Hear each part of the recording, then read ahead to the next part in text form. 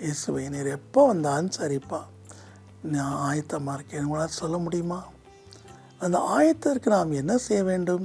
அடக்கம், கற்பு, ஒழுக்கம், விசுவாசம், அதே சமயத்தில் நற்கிரியைகள், இவற்றில் நாம் நிறைவேற்று இருக்க வேண்டும்.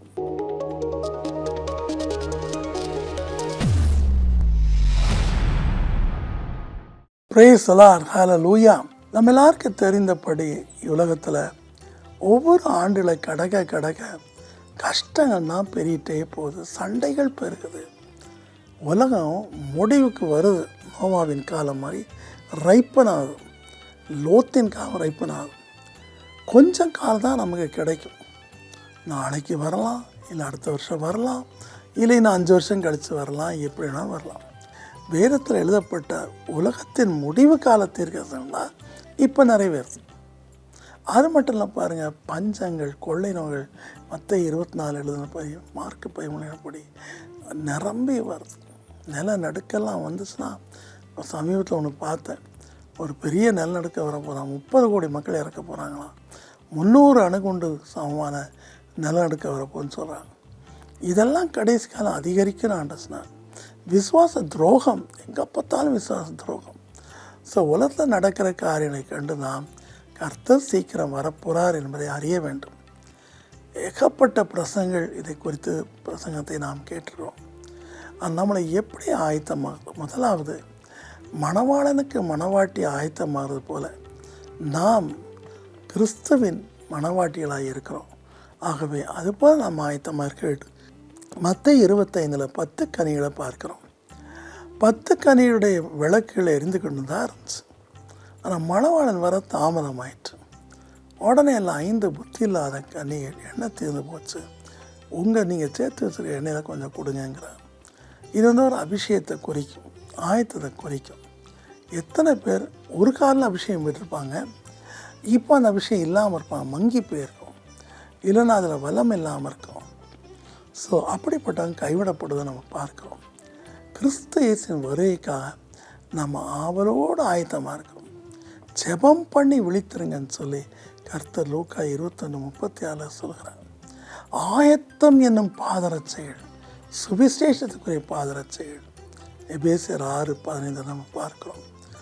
நற்கிரிகளை செய்து நம்ம ஆயத்தமாகறோன்னு சொல்லி தீத்து 3:1 பார்க்குறோம். ஸோ எப்படி நம்ம ஆயத்தமாகிறது? முதலாக நாம் ரட்சிக்கப்பட வேண்டும்.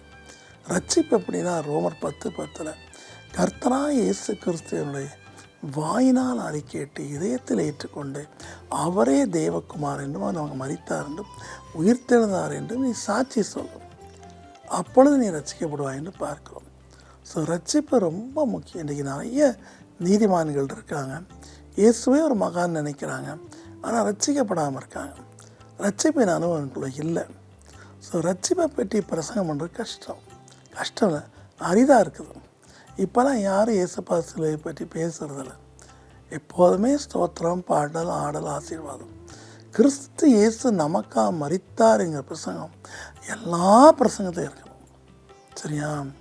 அதில் தான் ரட்சிப்பு இருக்குது. நம் பாவங்களை சுமந்தார், ஏற்றுக்கொண்டார், ரத்தம் சிந்தினார்.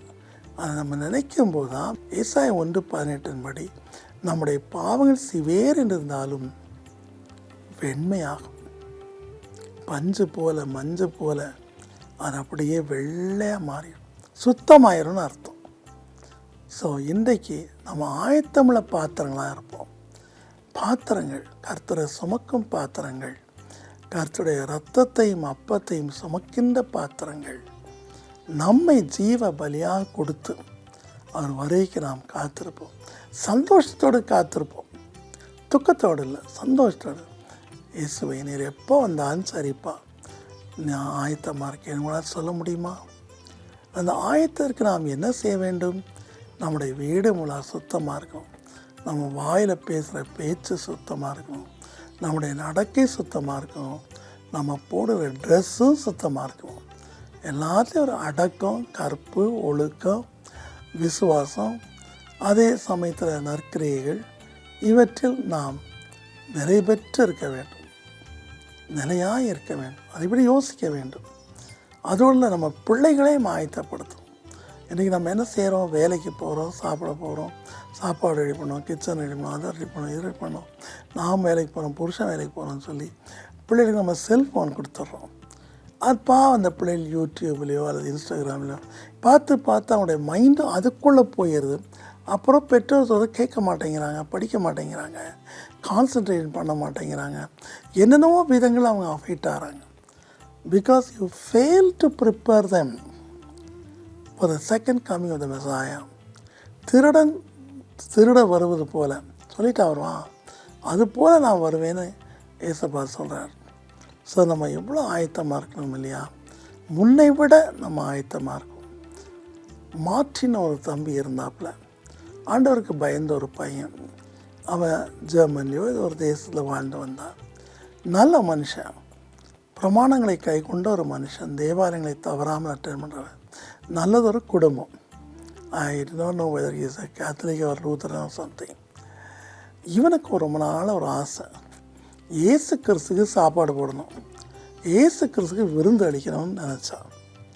அப்போ ஒரு நாள் ஒரு இரவு ஒரு சொப்பனம் காண்கிறார். ஒரு தூதன் வந்து சொல்கிறாப்புல மார்ட்டின் நாளைக்கு ஏசப்பான்ட்ட வருவாருன்னு சொல்கிறார். உடனே இவருக்கு ரொம்ப சந்தோஷம். நானாவித சாப்பாடு தயார் பண்ணி ரெடி பண்ணி பெரிய பேங்க்வெட் ஹால் மாதிரி டேபிள்லாம் வச்சு ஆயத்தமாக காத்திருக்கார். விழி மேலே விழின்னு சொல்லுவோம் இல்லையா, அது மாதிரி அந்த வாசலில் யார் வர்றான், இல்லை வீட்டுக்குள்ளே யார் அப்படி அக்கினியாக இறங்குறான் இப்படின்னு காத்துக்கிட்டே இருக்கார். எப்போ காலையில் 4 மணிலேருந்து சாயங்காலம் ஒரு 5 மணி வரைக்கும் சாப்பிடாமல் காத்திருக்கார். அப்படி இருக்கும்போது திடீர்னு 5 மணிக்கு மேலே ஒரு பிச்சைக்காரன் துணியெல்லாம் கந்தலாம் குளிக்காமல் பார்க்கவே அருவருப்பாக ஒருத்தர் வந்து முன்னே நிற்கிறார் வீட்டுக்கு முன்னாடி. மார்ட்டின் பயங்கர கோவம் வருது. நான் இயேசு தான் வரணும்னு நினச்சேன், இந்த படுவா இப்போ காலங்காத்தால் என்னமோ சொல்லுவாங்களே அது மாதிரி வந்திருக்கானே அப்படின்னு சொல்லி அவனை ஓடோட விரட்டிட்டு அவன் போயிட்டானான்னு பார்க்குறாரு. அது பாவம் பல நோய் பிடிச்சி மெதுவாக நடந்து போகும். கொஞ்ச தூரத்தில் அதே பிச்சைக்காரன் பரலோகத்துக்கு இயேசுவாக எழுந்திரிச்சு போகிறார். அவ்வளோதான், மார்ட்டின் மைண்டு உடஞ்சி போச்சு.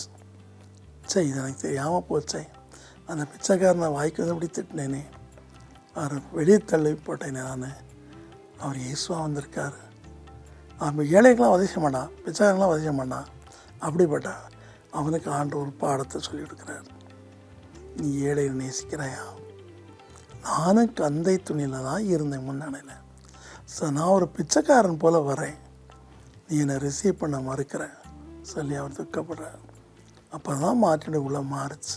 அன்புள்ள கர்த்தாவே, உமக்காக நாங்கள் ஆயத்தமாயிருக்கிறோம் என்று சொல்லி அநீதியான தீர்ப்பை யாருக்கும் வழங்கக்கூடாது, அநீதியான குற்றச்சாட்டில் யாருமே சொல்லக்கூடாது, யார் மீதும் நமக்கு கிரட்ஜ் இருக்கக்கூடாது. இயேசுவை உம்மை பார்க்க நாங்கள் எல்லாரும் ஆசையாக இருக்கிறோம். ராப்சர் எப்போ வரும் அப்படின்னு காத்திருக்கோம், நல்லது தான். அதே நேரத்தில் விசுவாசத்தில் நாம் ஆயத்தமாக இருக்க செய்யும், நற்கிரியில் ஆயத்தமாக இருக்க செய்யும். தகப்பனே, எங்களுடைய பரிசுத்தாவினும் எண்ணெய் எப்பொழுதும் தீராமல் உள்ளுக்கு ஓடிக்கொண்டு இருக்கும்படிக்கு செய்யும். நாம் மாத்திரம் ஆயத்தனம், மற்றவர்களையும் மக்கள் ஆயத்தப்படுத்த அனுக்கிரகம் செய்யும். நற்கிரியினால், அன்பின் வார்த்தையினால், சுவிசேஷம் என்னும் ஆயத்தம் என்னும் பாதரட்சை அணிந்தவர்களாக நொந்துப்பட்ட மக்களுக்கு, கண்ணீர் வடிக்கிற மக்களுக்கு, நம்பிக்கை அடைந்த மக்களுக்கு ஆறுதலின் செய்தியை கொடுக்குற சுவிசேஷலாய் நாங்கள் மாறும்படிக்க செய்யும். உங்களுடைய பலப்படுத்தும். ஆயத்தமில்லாத வீடுகளை நீர் ஆயத்தப்படுத்தும். கண்ட படங்கள், வேண்டாத சொரூபங்கள், வேண்டாத காரியங்கள் எல்லாவற்றையும் அப்புறப்படுத்தும். அந்த வீடு பரிசுத்தமாக இருக்கட்டும். நீர் வருவீர், ரகசிய வரை தான் வரணும் கிடையாது, இப்பவும் வருவீர். தேட்டமாக இருக்க ஒவ்வொரு வீட்டிற்கு சென்று பெரிய காரணை செய்யும். இயேசுவின் நாமத்தில் தாழ்மையோடு வேண்டிக் கொள்கிறோம் பிதாவே. ஆமேன், ஆமேன்.